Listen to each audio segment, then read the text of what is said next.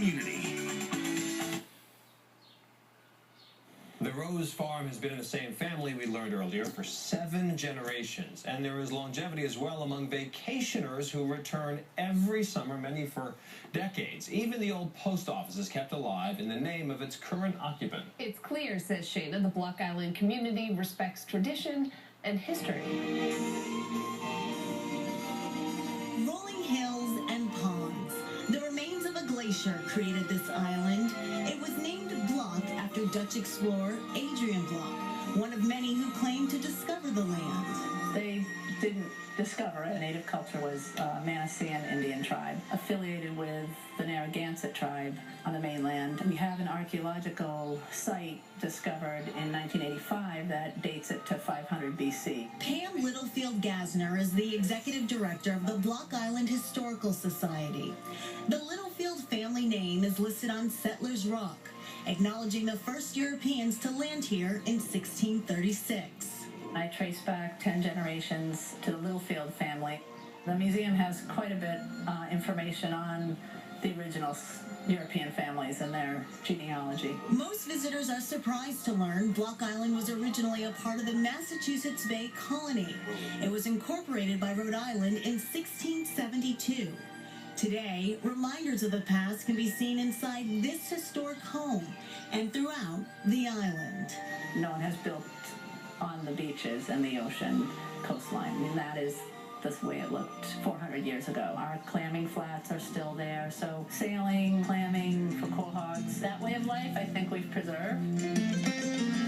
Also preserved and impossible to miss, stone walls originally built by Native Americans and early settlers. If you were wanting to farm the land, you would hit a fieldstone. The earliest settlers had sheep and cattle, and to create fences, the stones were a perfect material for that. To get a better view of the walls, we decided to take a scenic tour on horseback. So we headed to Rustic Rides Farm. This is Sassy. This is Sassy. This is who I'm going to be riding today? She's a great horse. She's half Morgan, half Arabian. Hi, Sassy. After a quick introduction from Tim McCabe, known in these parts as the Rhode Island Cowboy, I was still nervous, but Sassy was ready to go. Whoa, whoa, whoa! Luckily, Tim's daughters and one of his guides were there every trot on the way.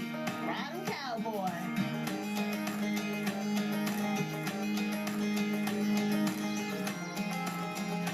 On the tours, what do you show them? What do they see? You can do anything from go to the beach, like this is our Dory's Cove hour-long slow-paced ride, to a nature preserve. It's a 500-acre preserved plot where you're going mostly through wooded trail. I mean, this is honestly amazing. Yeah, it's a really incredible area. Rose hip and blackberry jam, because they're ripe at the same time. That's pretty cool. There's so much greenery on the island. It's an incredibly verdant place. We're just absolutely dotted with small trees, nothing too tall, and mostly it looks like pasture land, farmland, rolling hills. That ride works up an appetite, so it's back to the National Hotel for lunch. The selling point for us is our location.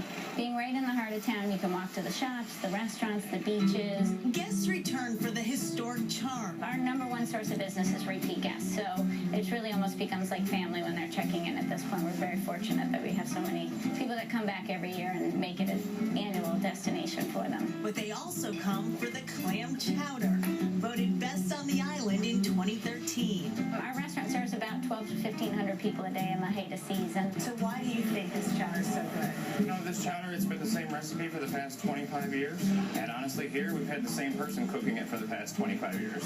Really? All right. At the height of the season, Tony Malele and his staff serve more than 200 bowls of chowder daily, made with pounds of potatoes, local clams, and a special ingredient.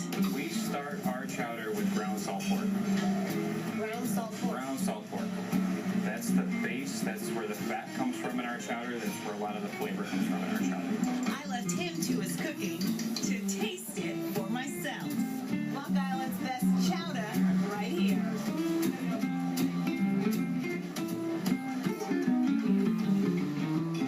She looks happy. This us out. I mean, come on. Plus, you looked great on the horse. There was no reason to worry. The horse, Sassy, was very good to Shayna. Sassy was good to Shayna. The Block Island Historical Society recently obtained some interesting artifacts, by the way. They found some drawings from Captain Bob. Now, some of you may remember Captain Bob. He had a television show here on Channel 5 teaching children, essentially, how to draw. And after he retired, he moved to Block Island, and they now have some of his drawings. Bruce, our floor director, is shaking his Bruce head. is saying, yeah, he remembers Captain Bob very well.